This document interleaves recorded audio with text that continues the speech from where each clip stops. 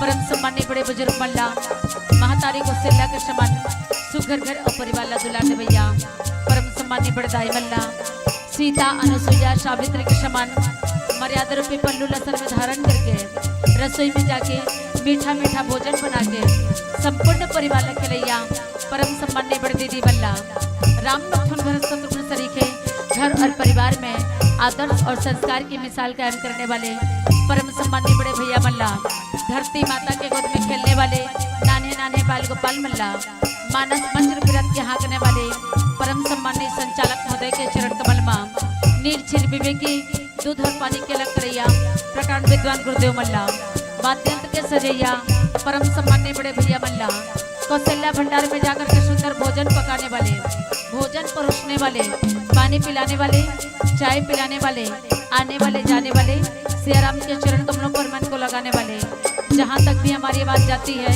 उन जम्मू के चरण कमल में हमारी ममतामयी महिला मानस मंडली ग्राम अरौद विकासखंड बगललोड जिला धमतरी छत्तीसगढ़ की ओर से कोटि साहब प्रणाम है प्रणाम है प्रणाम है।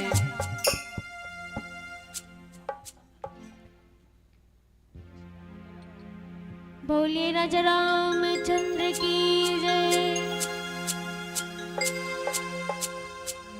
वक्रतुंड महाकाय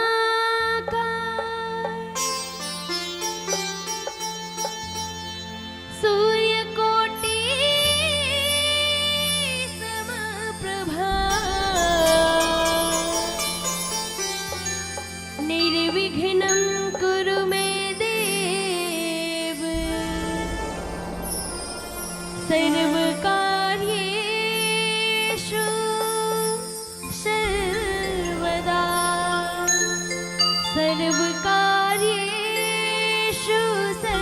सर्वदा। बोलिए शीतला मैया की जय। दाई चंडी दाई वो दाई शीतला दाई वो तोरे शरण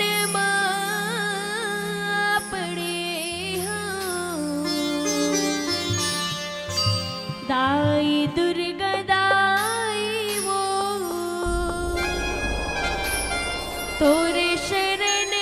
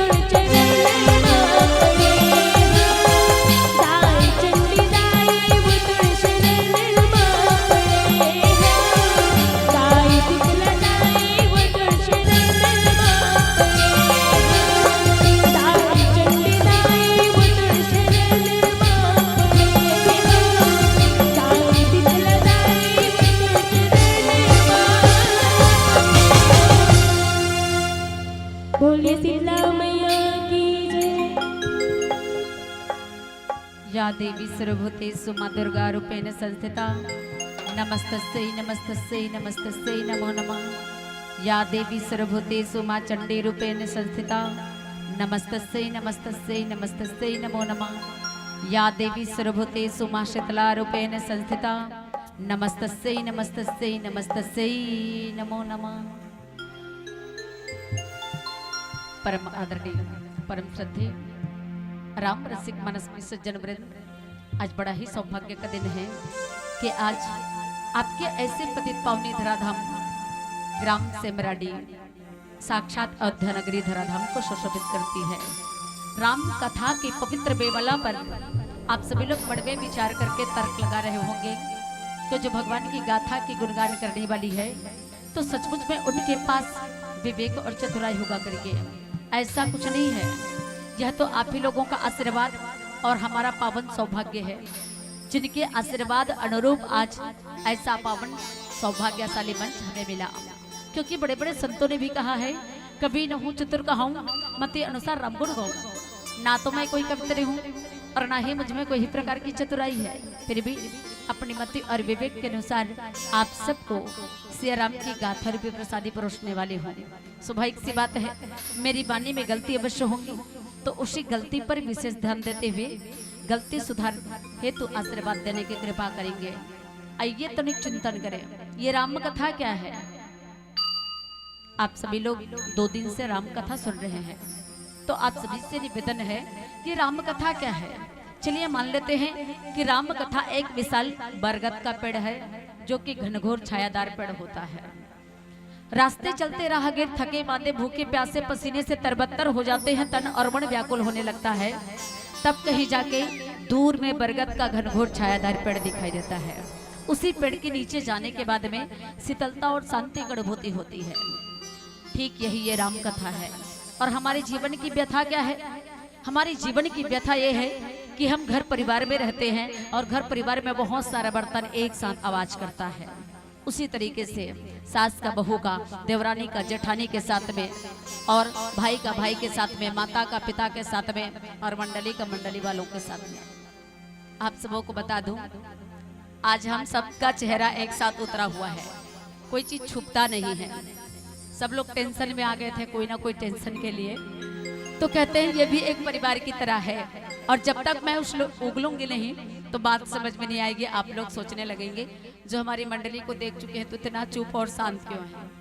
तो बता देना चाहती हूँ, खटपट हर जगह पे होती है, टकराव हर जगह पे होती है, लेकिन जिस दिन हमारे जीवन की व्यथा, हमारे जीवन की टकराहट का एक्सीडेंट राम कथा रूपी विशाल बरगद के पेड़ से हो जाए तो उस दिन जीवन की व्यथा ही समाप्त हो जाए। अर्थात हमारे जीवन में शीतलता और शांति की अनुभूति हो जाती है। मन का भड़ास तुरंत निकाल देना चाहिए, तब कहीं जाके भगवान की कथा में श्रद्धा और विश्वास की उत्पन्न होती है। आज ये परमात्मा राम की कथा विशाल वट का वृक्ष है और जीवन की व्यथा जिस दिन इस वृक्ष के नीचे आ जाती है तो शीतलता और शांति की अनुभूति होती है। लेकिन तनिक चिंतन करके देखिए, ये परमात्मा राम कौन है जिनकी बदौलत आज आप हम सभी लोग बैठे हुए हैं। आज हमारे मन संचालक भैया भी बड़े जोरदार चिल्ला रहे थे आप लोगों के ऊपर। हो ना कहीं कुछ गलत होता है हम सबके बीच में, तब मन में गुस्सा उत्पन्न होता है। तो वो गुस्सा को शांत करने वाली ये राम कथा है जिसको राम की कथा का नाम दिया गया है। तनिक चिंतन करके देखिए, ये राम कौन है। आप हम सभी लोग मिलकर के इसे भगवान कहा करते हैं। तनिक चिंतन कीजिए, क्या सचमुच में भगवान था? अगर ये भगवान था तो इस भगवान की ऐसी कौन सी मजबूरी आन पड़ी जिनके कारण से परमपिता परमेश्वर भगवान राम को भगवान होने के बावजूद भी इस धरती लोक पर अवतार लेकर के आना पड़ा। क्यों आए परमात्मा राम? शास्त्रों में भी उल्लेख है और कहा भी गया है कि जब जब होई धर्म की हानि, बाढ़े असुर अधम अभिमानी, तब तब प्रभु दरि विविध शरीरा और हरिनात्मा सज्जन पीड़ा। जब जब भी इस धरती लोक पर पापाचार अत्याचार को बढ़ावा मिला, तब तब उस परमात्मा राम को कोई ना कोई रूप में अवतार लेकर के इसी धरती लोक पर आना पड़ा और धरती लोक से समूल पाप का नाश करना पड़ा। त्रेता युग में एक ऐसा ही अभिमानी राजा जिसे आप हम सभी लोग मिलकर के लंका अधिपति राजा रावण के नाम से जाना करते हैं, उनका पाप और अत्याचार दिनों दिन बढ़ता गया। इतना बढ़ा कि तीनों लोग 14 भुवन के समस्त देवी देवता जो है थर थर कांपने लगे थे। यहाँ तक कि धरती मैया भी करुण कंदन के साथ में रोते भी पुकार करने लगी, बचाओ, अरे कोई तो बचा लो, रावण का पाप इतना भयंकर है, मैं समस्त जीवों के भार को ढो सकती हूँ, लेकिन केवल और केवल रावण का पाप इतना ज्यादा भारी है कि उनके बोझ से मैं लदी जा रही हूँ, दबी जा रही हूँ, कोई तो बचा लो। ऐसे कहकर धरती मैया रोते हुए पुकार करने लगी। अभिमानी रावण देखे तो कहे, अरे मैं इतना बलशाली हो गया, इतना प्रतापी हो गया कि 3 लोक 14 भुवन के समस्त देवी देवता जो है मुझे देखकर थर-थर कांपते हैं। मुझे देखकर यहाँ तक कि धरती मैया भी डर के मारे भगने लगी है। मैं वो बलशाली महाप्रतापी लंकाधिपति राजा रावण हूँ, लंकाधिपति राजा रावण।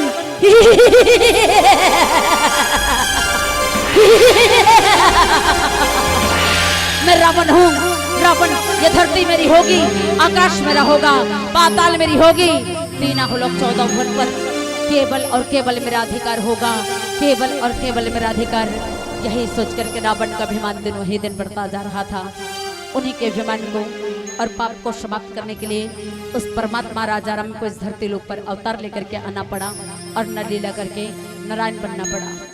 तो उसे भगवान बनाने वाला कौन हुए? उसे भगवान बनाने वाला कोई दूसरा नहीं, आप और हम जैसे संत महात्मा भक्त मुनि ज्ञानी हैं। उसे भगवान बनाने वाला कोई दूसरा नहीं। दुखी आत्मा, व्यथित आत्मा जो रात दिन रोया करते हैं परमात्मा राम के गुणगान करते हुए, उसे भगवान बनाने वाला कोई दूसरा नहीं। सबरी और मीरा के जहरने हैं। उसे भगवान बनाने वाला कोई दूसरा नहीं। क्रोधी आत्मा, पापी, अत्याचारी, अहंकारी लंकाधिपति राजा रावण जैसे है, जिसके कारण से रघुनाथ जी इस धरती लोक पर अवतार लेकर के आते हैं और समस्त जीवों के उद्धार के लिए आज आप हम सबके बीच में नर लीला करके नारायण बन जाते हैं, पुरुषों में उत्तम मर्यादा पुरुषोत्तम बन जाते हैं। मानस में सज्जनों, आप सबके बीच में सती अनुसुईया की कथा प्रसंग रखने जा रही हूँ, जहाँ पर दोहा क्रमांक 4 अरण्य कांड में चर्चा करनी है। अरण्य मने जंगल, कांड मने घटना, एक ऐसी घटना जो जंगल में घटित हो जाए जिससे 3 लोक 14 भुवन का कल्याण हो जाए। वो घटना घट चुकी है, अर्थात राम को 14 साल का वनवास हो गया और 14 साल के वनवास के चलते राम, लक्ष्मण, सीता तीनों चलते चलते वहां जा पहुंचे जहां पर अत्रि मुनि महाराज की कुटिया थी। अत्रि मुनि महाराज की कुटिया में जैसे ही राम, लक्ष्मण, सीता का पदार्पण हुआ, अत्रि मुनि महाराज जी तुरंत उठे तपाक से और परमात्मा रघुनाथ जी के चरणों में गिर पड़े और गिर के उनके चरणों को दंडवत प्रणाम करके कहे, हे पृथ्वीपति, हे जगतपति, हे अनुपम सुंदर मेरे राम, आज इस अभागे के कुटिया में दर्शन दिए राम, मैं धन्य हो गया राजा राम, मैं धन्य हो गया। लेकिन एक प्रार्थना करता हूँ राम, जिस तरह से आज मेरा मन मस्तिष्क आपके चरण कमलों का दास बना हुआ है, ये जन्म जन्मांतर तक केवल और केवल आपके ही चरणों का दास बना रहे, कभी डिगे ना। ऐसे कहकर अत्रि मुनि महाराज जी प्रार्थना करने लगे, निवेदन करने लगे। इसी को गोसाई जी महाराज लिखते हैं, बढ़ते करी मुनि नाई सिरु कहकर जोरी बहोरी, चरण सरुणु नाथ जने कबहू तजी मति मोरी। मानस में सज्जनों, आज परमात्मा रघुनाथ जी अत्रि मुनि महाराज के कुटिया में गए हैं। वो वहां नहीं, ये मान ले कि अत्रि मुनि महाराज की कुटिया इस सेमराडी गांव में है। परमात्मा रघुनाथ जी आए हुए हैं, उनके चरण कमलों को इस कदर पकड़ो, इस कदर पकड़ो कि छोड़ने का नाम न ले, जिद्दी करके उनके चरणों पर ही डिगे रहे। और उसके बाद में देखना उनके चरणों के धूल में क्या जादू होती है। आपके और हमारे जीवन में हृदय परिवर्तन अवश्य होगा। तो आइए कथा श्रवण करने के पहले हम भी पुकारे उस राजा राम को, क्योंकि जहाँ जहाँ से राम की गाथा प्रवाहित होती है 33 करोड़ देवी देवताओं का वास हो जाता है। इसलिए पुनः समस्त सेमराडी निवासी एक बार प्रेम से मिलकर पुकारे और कहें, आओ राम, आओ जगत के विधाता राम, जिस तरह से आए थे प्रभु त्रेता युग में, उसी तरह से आओ मेरे राम इस कलयुगी जीवन में। जिस तरह से राजा बने थे राम अयोध्या नगरी की, उसी तरह से राजा बन जाओ राम इस पवन धरा धाम राम सेमराडी की। हम सब आपकी प्रजा बने और हमारी बागडोर आपके हाथ में हो राम। जिनकी बागडोर परमपिता परमेश्वर के हाथों होती है, उस जीव को चिंता करने की जरूरत नहीं होती, ज्यादा कहने की जरूरत नहीं। एक लाइन स्पष्ट करूं, मन तेरा साफ है तो इज्जत तेरी दासी है। अजी मन तेरा साफ है तो इज्जत तेरी दासी है। अगर दिल में सच्ची श्रद्धा भक्ति है तो सेमराडी गांव में मथुरा काशी है, सेमराडी गांव में मथुरा काशी है। आइए एक छोटा संकीर्तन, बोलिए राजा रामचंद्र की जय, बोलिए राजा रामचंद्र की जय। हे हे हे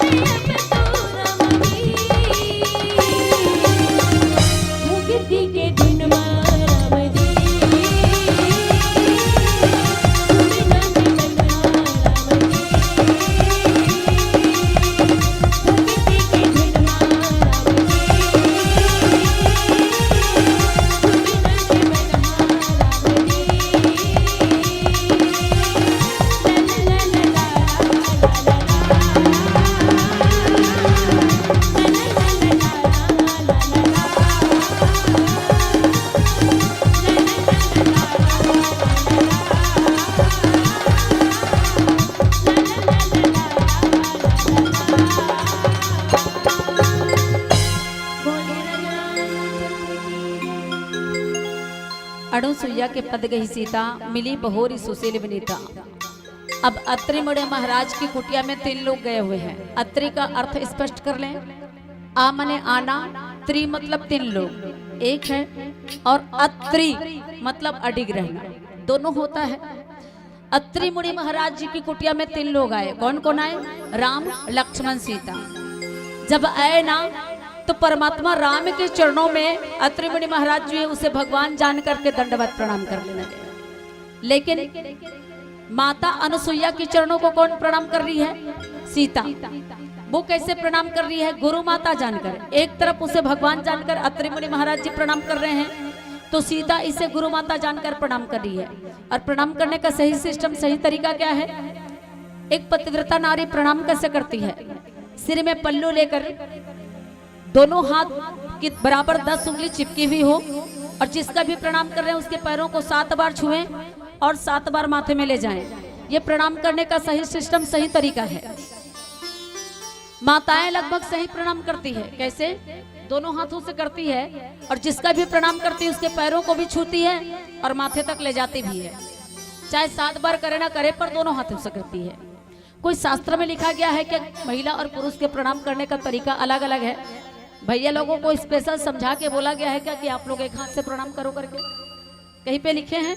नहीं ना। लेकिन भैया लोग कैसे प्रणाम करते हैं? एक हाथ से। कैसे?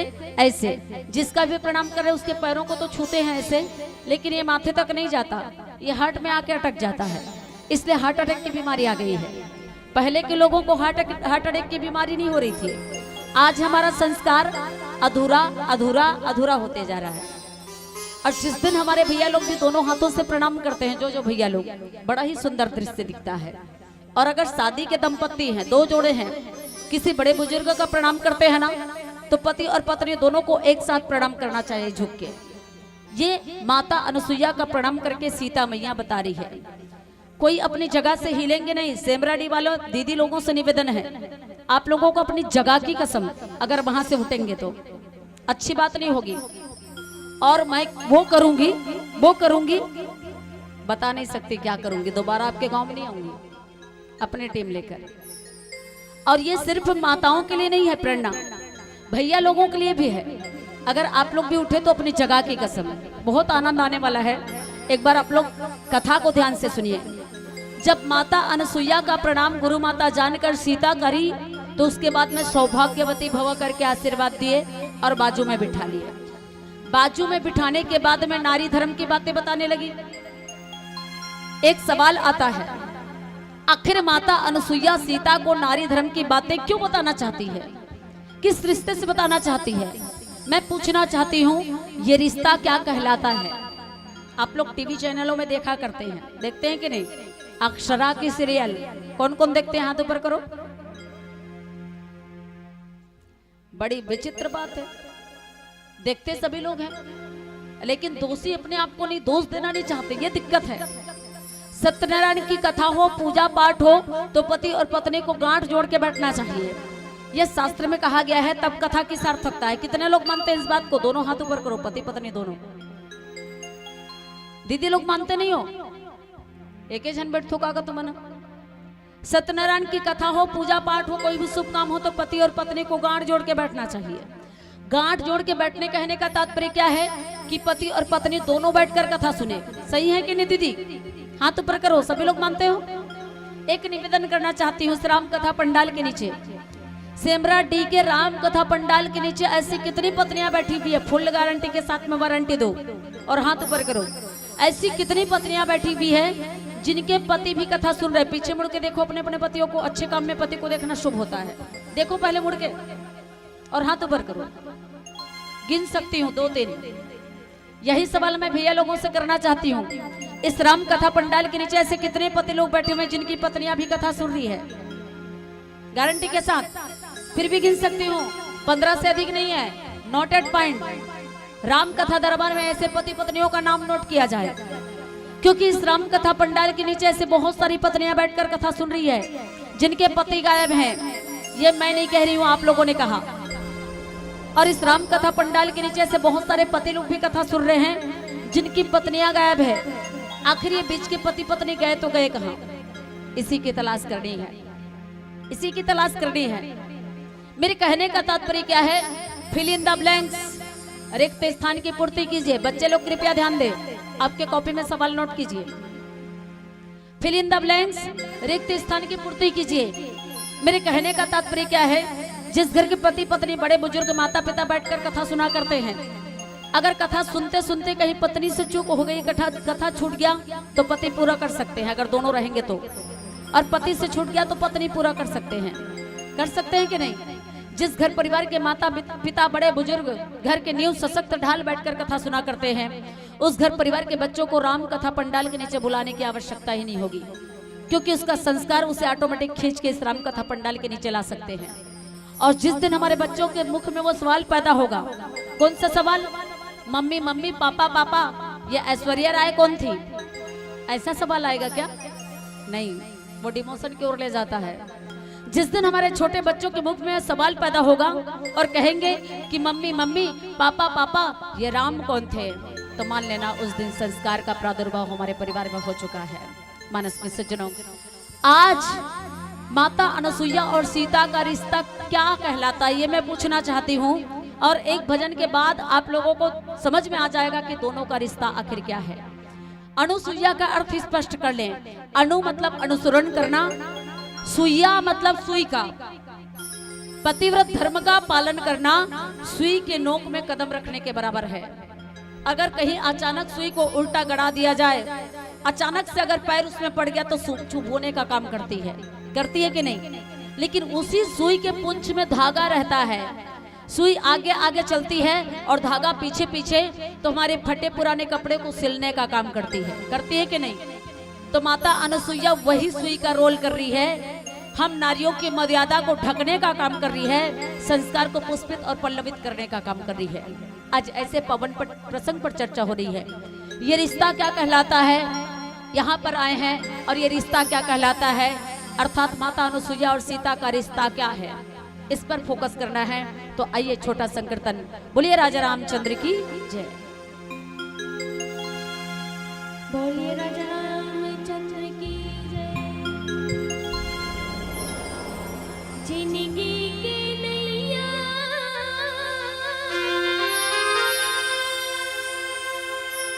सिया राम है खेवैया, डोंगा पार हो ही ना, हाय रे डोंगा पार हो ही ना।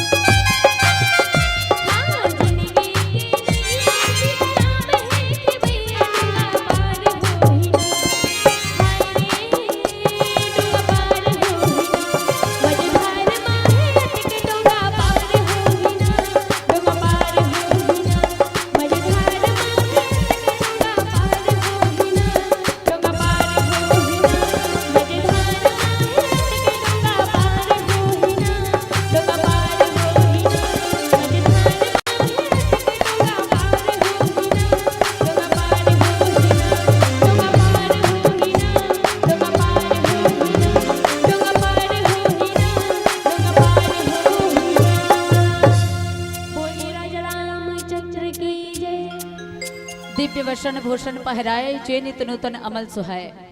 अब माता अनुसुईया और सीता का रिश्ता क्या होता है, इस पर चर्चा करने वाले हैं। इसी धरती लोक पर एक बार माता अनुसुईया सर्वश्रेष्ठ पतिव्रता नारी साबित हुई थी, जिसका दर्शन करके देवर्षि नारद जब देवलोक पहुंचे तो वहां पर 3 देवियां विराजमान थी, ब्रह्माणी, लक्ष्मी और पार्वती। तीनों देवियों के पास में जाके देवर्षि नारद कहे, नारायण नारायण नारायण। देवी लक्ष्मी जब देवर्षि नारद को देखे तो कहे, क्या बात है देवर्षि नारद, आज आपके चेहरे पर प्रसन्नता की घंटी बज रही है। तो देवर्षि नारद मुस्कुरा के कहे, प्रसन्नता की बात ही है देवियों, आज तक 3 लोग 14 भुवन में देवता तक भी जिस नारी का दर्शन के लिए तरसा करते हैं, उस नारी का दर्शन अर्थात सर्वश्रेष्ठ पतिव्रता नारी का दर्शन जो करके आ रहा हूँ। तीनों देवियां जब इस बात को सुने कि सर्वश्रेष्ठ पतिव्रता नारी हम तीनों को छोड़कर कोई दूसरा भी है, तो तीनों देवियां राग और द्वेष से जलने लगी और तीनों देवियां प्रतिज्ञा कर लिए। क्या प्रतिज्ञा किए? आज के बाद हम अपने अपने पतियों से बात नहीं करेंगे। कब तक बोले? जब तक वो धरती लोक में ऐसी कौन सी नारी पैदा हो गई, उनकी परीक्षा लेके नहीं आ जाते तब तक। तीनों देवियां प्रतिज्ञाबद्ध हो गई। जैसे ही कैलाश पर्वत पर भगवान शिव शंकर का आगमन हुआ, भगवान शिव शंकर देवी पार्वती को कहे, देवी पार्वती मुझे बड़ी जोर की भूख लगी है, जरा भोजन लगा दो।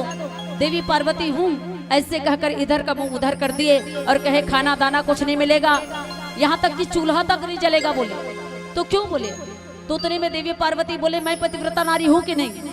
तो भगवान शिव शंकर मुस्कुरा के कहे, तुम तो पतिव्रता नारी ऑटोमेटिक हो। नहीं स्वामी, मैं पतिव्रता नारी नहीं, दुनिया के लोग मेरी पूजा नहीं करते, वो धरती लोक पर ऐसी कौन सी नारी पैदा हो गई, उनकी परीक्षा लेके आओ स्वामी, तब तक आपको भोजन नहीं मिलेगा।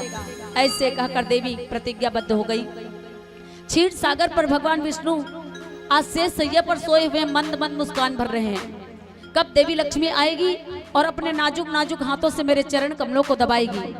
देवी लक्ष्मी आ तो गई, लेकिन बाजू में बैठ गई, क्या मजाल भगवान विष्णु के चरण कमलों को पकड़े। तब भगवान विष्णु मुस्कुरा के कहे, देवी लक्ष्मी क्या बात है, आज पति सेवा नहीं करनी? तो देवी लक्ष्मी कहे, आई हेट यू, मेरे नजरों से दूर चले जाओ, मैं पति सेवा करने वालों में से नहीं। बोले तो भगवान विष्णु मुस्कुरा के कहे, आखिर बात क्या है देवी? अरे फूल जैसे खिलने वाली चेहरा आज उदासी की किरण में क्यों तब्दील हो गई? तो देवी लक्ष्मी कहे, सबसे पहले मुझे बताओ स्वामी, मैं सुंदर हूं कि नहीं? ब्यूटीफुल, 100% सुंदरता की खदान हो देवी। अच्छा, और मैं पतिव्रता नारी हूं कि नहीं? वो तो तुम पहले से हो, कौन तुम्हारे तन और मन में आग की ज्वाला भड़का के चले गए? नहीं स्वामी, मैं पतिव्रता नारी नहीं, आज दुनिया के लोग मेरी पूजा नहीं करते। वो नारी कौन है, उनकी तलाश करके आओ, उनकी परीक्षा लेके आओ, तब तुम्हारे चरणों की सेवा करूंगी। ऐसे कहकर देवी लक्ष्मी सेवा करना बंद कर दिए। बताइए मनस्वी सज्जनों, उसके बाद में दोनों भगवान अंतर्मन के मोबाइल से ब्रह्मलोक में फोन लगाए, कहे, हे ब्रह्मदेव, जैसे हमारा हाल है क्या तुम्हारा वैसा भी हाल है? तो ब्रह्मदेव पूछे, बोले मत पूछो भगवान, हमारा हाल बेहाल है। जिस घर की पत्नियां एक दिन के लिए नाराज हो जाए ना, तो भैया लोग जानते हैं, जिस घर की पत्नियां एक दिन के लिए नाराज हो जाए तो वो घर शमशान घाट सा लगता है कि नहीं? पूरा वीरान लगता है। और जिस घर की नारियां 2-3 दिन के लिए गांव चले जाए तो घर का नजारा देखते ही बनता रहता है। घर में कचड़े इतने अधिक होंगे, झाड़ू यहाँ पड़ा रहेगा, बर्तन में कचरा लग जाएगा और 2-4 कप को तो तोड़ ही डालते हैं घर वापस आते तक, ऐसा लगता है। आज तीनों देवियां रुष्ट हो गई हैं, कहते हैं कि नारी के आगे देवता हारी। तीनों भगवान मजबूर हो गए, ब्रह्मा विष्णु महेश ब्राह्मण का रूप धारण कर लिए और माता अनुसुईया के कुटिया के बाहर जाके गए, भिक्षाम देही माते भिक्षाम देही। पतिव्रत धर्म का पालन करने वाली माता अनुसुईया सिर में पल्लू लिए, अन्न का थाल हाथ में लिए और दौड़ने लगी कुटिया के बाहर। लीजिए ब्राह्मण देवता, अन्न का दान लीजिए। तीनों ब्राह्मण देवता झल्ला के चिल्ला के कहे, नाना देवी, हमें इस कदर अन्न का दान नहीं चाहिए। माता अनुसुईया मुस्कुरा के कहे, हे ब्राह्मण देवता, फिर क्या चाहिए? तीनों ब्राह्मण देवता झल्ला के चिल्ला के कहे, हमें बड़ी जोर की भूख लगी है, हमें भोजन चाहिए। माता अनुसुईया दोनों हाथ जोड़ के कहे, चलिए ब्राह्मण देवता, कुटिया के अंदर चलिए, आप तीनों को भोजन करा दूंगा। तीनों ब्राह्मण देवता झल्ला के चिल्ला के कहे, नाना देवी, हम इस कदर भोजन नहीं करेंगे। अरे हम भोजन तभी करेंगे जब तुम अपने तन से कपड़े उतार कर भोजन खिलाओगी। माता अनुसुईया कहे, क्या विधाता, मैं और तन से कपड़े उतार दूं?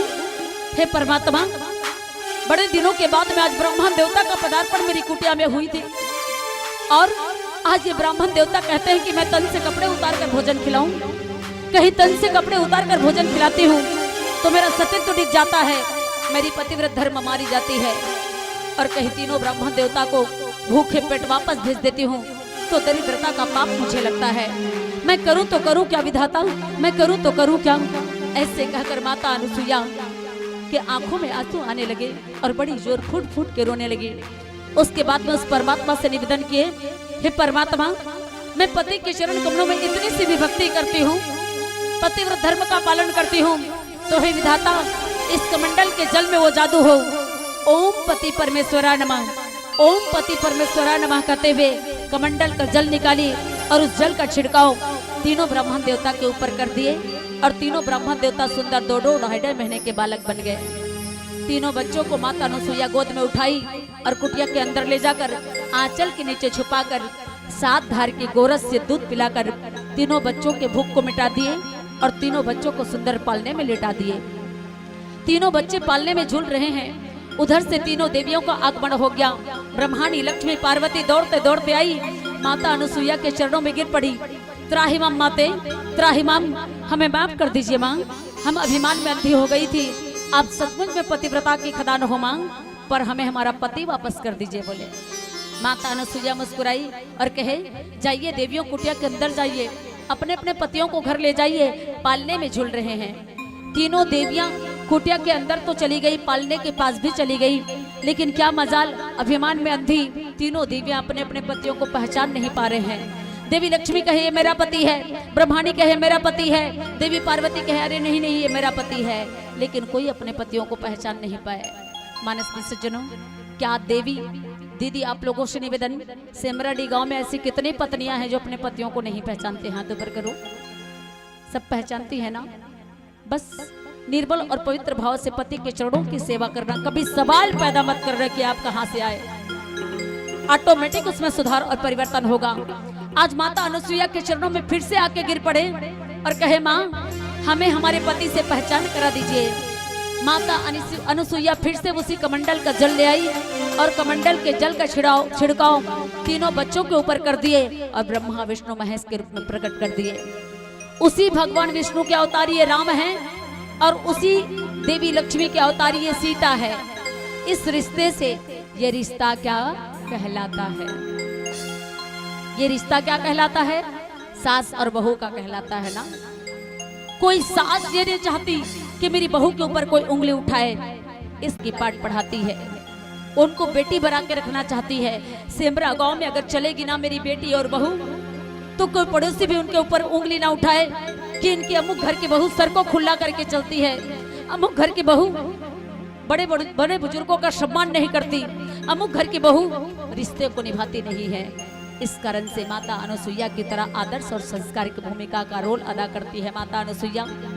कोई जरूरत नहीं सीता को बताने की, सीता के माध्यम से समस्त नारियों के लिए सीख दे गई है माता अनुसुईया। आज उसके संस्कार पर पति और पत्नी दोनों को चलना है, दोनों के लिए आदर्श और संस्कार की बातें हैं। इसलिए कहना चाहूंगी, राम नाम के अलग जगाना है भैया तो भक्ति के धाम बस अलग ही। अरे राम नाम के अलग जगाना है तो भक्ति के धाम बस अलग ही। और परमात्मा राम ला अपन बेटा और देवी सीता ला अपन बहू बनाना चाहतन तो सबले पहले अपन आपला माता अनुसुईया बना लगी, माता अनुसुईया बना लगी।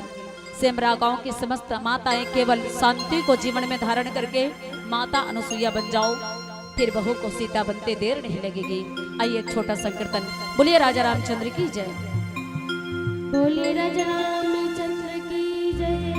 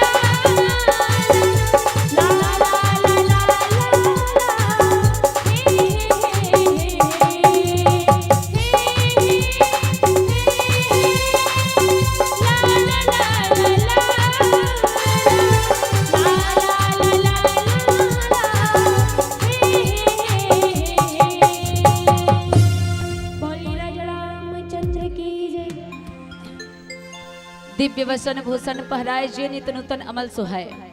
अतिथि बनकर गए हैं राम और लक्ष्मण सीता, तो माता अनसुईया सीता को ऐसे कौन से वसन बोले, कौन से कपड़े दिए जिसे रोज के रोज पहनो फिर भी नया होता है, कभी मैला नहीं होता, कभी खराब नहीं होता।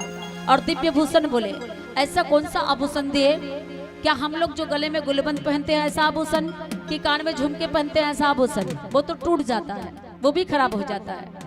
लेकिन ऐसा कौन सा आभूषण दिए जो नारी जीवन का श्रृंगार करती है? मानस में सज्जनों, नारी जीवन का श्रृंगार करने वाली सर्वश्रेष्ठ आभूषण लज्जा, शीलता, मर्यादा, त्याग का आभूषण, बड़ों के प्रति सम्मान, छोटों के प्रति प्यार का आभूषण दिए, जिसे रोज के रोज करो, रोज के रोज करो, रोज के रोज नया लगता है। जैसे किसी बड़े बुजुर्ग का प्रणाम करते हैं, प्रणाम करने के बाद में कोई गाली देते हैं, क्या रोज प्रणाम करते हैं तो इनका दिमाग खराब है? रोज प्रणाम करते हैं करके कोई गाली देते हुए सुने हुए आज तक? दिल से दुआ निकलती है, रोज दिल से दुआ निकलेगी कि रोज प्रणाम करती है, कितनी सुशील है, कितना संस्कारवान बेटा है, सबके लिए दिल से दुआ निकलती है। ये बात कौन समझा रहे हैं? माता पिता, भाता हितकारी, मित्र, सब सुनो राजकुमारी। हे राजकुमारी सुनो, मायके पक्ष के माता पिता भाई बहन कुछ सीमा तक साथ देते हैं, लेकिन जो जीवन के अंतकाल तक साथ देते हैं वो कौन है? बोले पति। पति चाहे अंधे हो, लूले हो, लंगड़े हो, काने हो, बहरे हो, पति को भगवान मान लो, उसके बाद में राम और कृष्ण को दूसरे नंबर पर पूजा करो तो चलेगा। ये भगवान भी बोले हैं, पति को सबसे पहले भगवान का दर्जा मिलना चाहिए, हमारे लिए सबसे बड़ा भगवान है वो। किसको समझा रहे हैं? सीता को। क्या सीता को यह बात बताने की आवश्यकता है? वो तो पहले से ही पतिव्रता नारी है, नई नवेली दुल्हन बन के भी आज घर से निकल गई 14 साल के वनवास के लिए, और वो जगतपति जिनके पति हो, उस सीता को बताने की जरूरत नहीं है।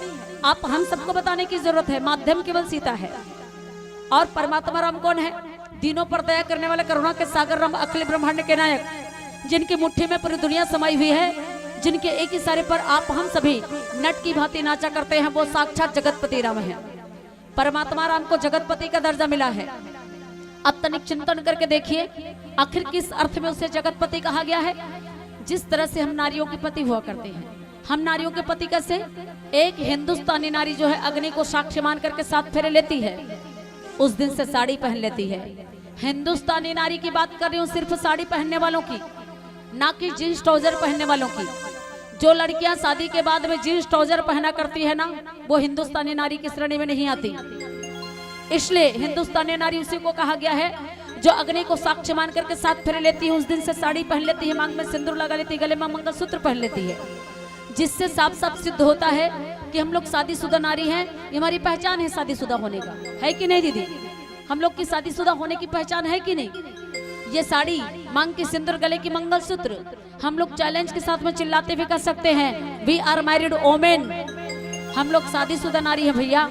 पुख्ता शब्द है, गोल्ड मेडलिस्ट, 100% शादीशुदा नारी। पर भैया लोगों की कोई पहचान नजर नहीं आती। आप लोगों की क्या पहचान है भैया? क्या आप लोग शादीशुदा हो? कोई पहचान है क्या शादीशुदा होने का? कोई प्रमाण है क्या? नहीं ना, क्योंकि सबके तन पर वही शर्ट, वही पेंट, वही जींस, वही ट्राउजर। कौन पिता है, कौन पुत्र है, कौन दादा है, कोई पहचान नहीं। वो तो बच्चे भी शर्ट पैंट पहने में, बेटा लास्ट वाला तू शादीशुदा है क्या? मोबाइल देख रहे हो बेटा, इधर देखो, तेरी शादी हो गई? नहीं ना, तो कैसे जान ले कि आप लोग शादीशुदा हो?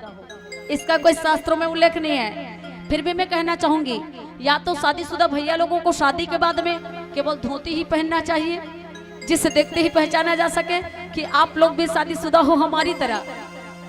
या फिर जो सिंदूर हम लोग मांग में लगाते हैं, उसी सिंदूर को शादीशुदा के पहचान के रूप में भैया लोगों को माथे पर तिलक के रूप में धारण कर लेना चाहिए, जिसे देखते ही पहचाना जा सके कि आप लोग भी शादीशुदा हो हमारी तरह। इक्वल पति पत्नी का दर्जा बराबर होना चाहिए, कोई ना कोई सिल ठप्पे या मोहर जरूर होना चाहिए।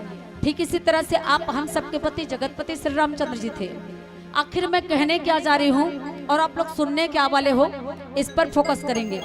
मैं सिर्फ 2 मिनट के उदाहरण से बातें सिद्ध करना चाहती हूँ, आखिर माता अनसुईया कहना क्या चाहती है। ध्यान से सुनिएगा। 3 सहेली थी, तीनों सहेली आपस में बहुत प्रेम करती थी। कहा करती थी, हे सहेलियों, जब हम तीनों की शादी होगी ना तो एक दूसरे के शादी में जाएंगे, नाचेंगे, गाएंगे, धूम मचाएंगे, बड़ा मजा आएगा। लेकिन दुर्भाग्यवश तीनों सहेलियों की शादी एक ही दिन, एक ही तारीख और एक ही समय को संपन्न हो जाती है। बेचारी कोई किसी की शादी में नहीं जा पाती, लेकिन शादी के प्रथम बार जब मायका आती है अपने माता पिता से मिलने के लिए, तो तीनों सहेलियों की मुलाकात एक जगह पे हो जाती है। तीनों सहेली एक दूसरे के शादी के बारे में पूछने लगे। बोले क्यों? क्योंकि लड़कियां अधिकतर पुछ ही होती है, अपनी मन की बात डायरेक्ट सहेली को बता दिया करती है। एक सहेली दूसरी सहेली से कहने लगी, अरे सहेली तू बताना जी, तेरी शादी में क्या हुआ? तो सहेली हंसते गाते नाचते झूमते कहे, क्या बताऊं सहेली, मेरी शादी में ना इतना मजा आया, इतना मजा आया कि मत पूछ, क्योंकि मेरी शादी में ना बिलासपुर का बैंड आया था। तो दूसरी सहेली कहती है, मेरी शादी में भी बड़ा मजा आया, क्योंकि मेरी शादी में ना नागपुर का बैंड आया था, डिस्को डांस किए, बफर सिस्टम रखे, बड़ा मजा आया। तीसरी सहेली चुपचाप बैठी हुई थी, मंद मंद मुस्कुराते हुए ये दोनों सहेली उनके पास चली गई और जाके पूछी, अरे सहेली तू भी बताना जी, तेरी शादी में क्या हुआ? बेचारी सहेली दोनों हाथ जोड़ लिए, मंद मंद मुस्कुराते हुए बोली, क्या बताऊं सहेली, मेरी शादी का वर्णन ना मेरे इस मुखारबिंद के द्वारा नहीं किया जा सकता। मैं इतने खुश हूँ, इतने खुश हूँ, सच कहूँ ना तो मेरी शादी से इस मानव तन का उद्धार हो गया, मेरे संपूर्ण जीवन का श्रृंगार हो गया। मैं इतने खुश हूँ, बशर्ते हाँ मेरी शादी में ना तो कोई बिलासपुर का बैंड आया था और ना ही कोई नागपुर का बैंड आया था। अर्थात मेरी शादी में ना तो एंड आया था ना तो बैंड आया था, मेरी शादी में तो साक्षात मेरा हस्बैंड आया था, साक्षात मेरा हस्बैंड आया था। कहने का तात्पर्य यही है, मंडप सजाई जाए, बैंड बाजा बजाई जाए, मोहरी बजाई जाए, लेकिन उस मंडप का शोभा पाने वाला दूल्हे राजा ही ना हो तो शादी बेकार है, निरर्थक है। बस इतनी सी बात को माता अनसुईया सीता को समझा के कहे कि जब तक एक नारी के जीवन में पति है, पति और पत्नी दोनों दाम्पत्य है, एक दूसरे की कदर करना सीखिए, कभी को गुस्सा और नाराज ना होइए, क्योंकि पति का गम, पति के बिना जीवन कैसा होता है। हमारी माताएं जिसकी पति नहीं है ना, उनसे पूछो कितनी तड़पती है, कितनी बिलखती है, न जाने कितने दुखों को अपने सीने के अंदर दबा कर रखती है। वो